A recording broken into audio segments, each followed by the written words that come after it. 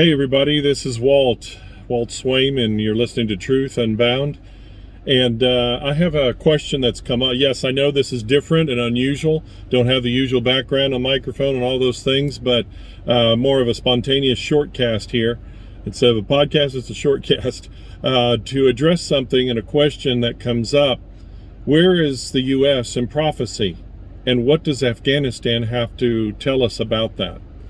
Well, the book of Joel, I believe also Zechariah, and even mentioned by Christ in Luke, is that one day all the nations, not just some, but all the nations of the world will surround Jerusalem to attack and try to destroy it and the Jewish people completely.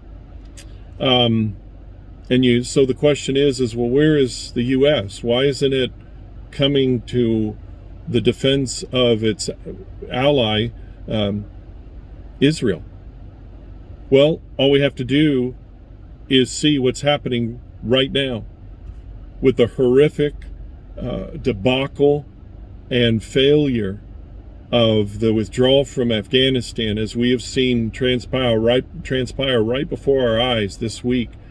We see our president and our government turn against our own people, against those who have sacrificed sons and daughters and family there, who had to fighting for freedom and to keep freedom preserved, for the turning of the governments and the president turning their backs on our allies there and the Afghan people there. And it's inexpressible, the anger and the disappointment and the embarrassment that this has been to us, the American people around the world. But it gives us an example. It gives us a glaring example of what will have to happen in the future, and why the U.S. is not mentioned is because the same type of capitulation and weakness would have to happen in our government again, or maybe this is the starting point of getting there to what we see, where the U.S. will align with other nations against Israel one day. Maybe this is the first stepping stone to that. But it will be greater than this one day, and it will be horrible. Now, God will be victorious in the end, but this explains why the U.S. is not mentioned at all, if at least in some kind of positive way, in prophecy.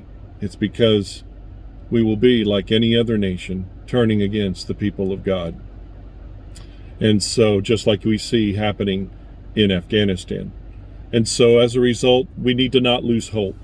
We know we're filled with anger and disappointment and embarrassment, but we cannot lose hope, because Jesus said, when these things start to transpire, you need to look above, for your redemption is coming close. The coming of Jesus Christ is coming sooner than we think. And we're not trying to be sensationalistic here. It's just following the signs to the destination it's taken us.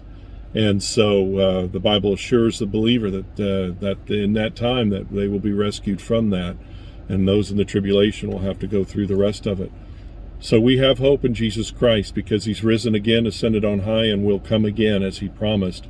And his prophecies are little by little coming true. And so we need to pray for the peace of Jerusalem, but we need to pray for our believers, fellow believers, brothers and sisters in Christ who are in hiding in Afghanistan. And we need to, it also tells us that the time is shorter to be able to get the gospel out. So we need to be committed to being missionaries, to being giving to missions, to praying for missionaries to rise up and go around the world. We need to be even more faithful and more persevering and stronger, and rise up as the church we should be. Instead of cowering in fear here, we need to be doing the work of the gospel. We need to be in our churches on a regular basis. We need to be gathering as church families. When those doors are open, we need to be giving of our offerings, giving God the first fruits, so that everything can operate at top speed. We need to be encouraging one another. We need to be forming our small groups. We need to be out and serving in the community and being the love of Jesus more than ever before, because Jesus is coming, is close. I love you all. Thank you again for subscribing, for liking, and for commenting, and for sharing this video and this podcast with others. And I look forward to seeing you the next time. But don't lose hope, for your redemption draws nigh. We'll talk to you again next time very soon.